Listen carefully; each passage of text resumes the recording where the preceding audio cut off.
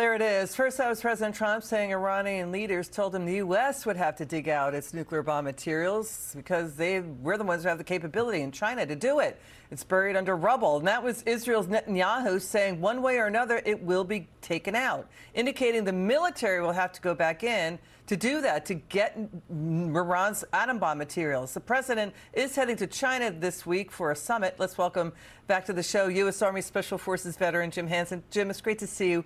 What do you make of this, what you just heard? Will the U.S. and Israel move ahead to physically go in and extract Iran's nuclear bomb materials? How do you see this playing out?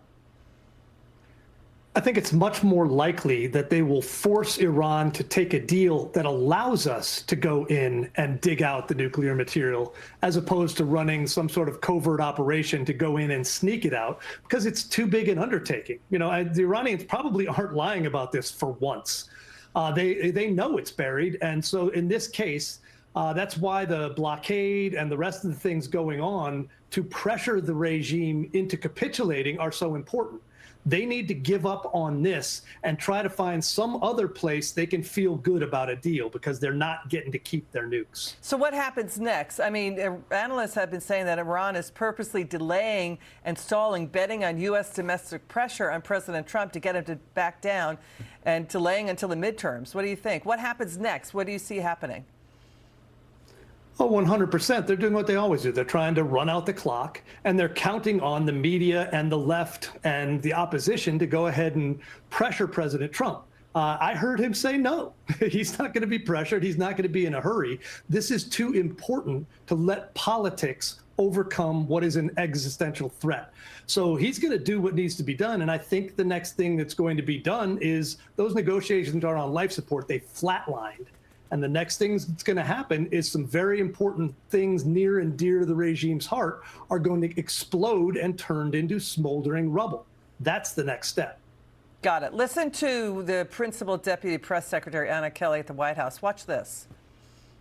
Iran has been incredibly decimated. Military, their navy is at the bottom of the ocean. Their ballistic missiles are destroyed. Their production facilities are demolished. Now they're being totally crippled economically by the weight of Operation Economic Fury. So the president is not in a rush. He has all the cards at his disposal because he knows that Iran is getting weaker and weaker by the day, while the United States is getting stronger and stronger.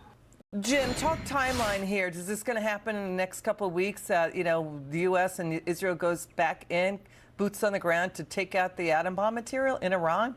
What's the timeline, do you think? I think with the upcoming trip to China, that he's going to leave that threat lingering. And it also wouldn't surprise me if explosions hit tomorrow.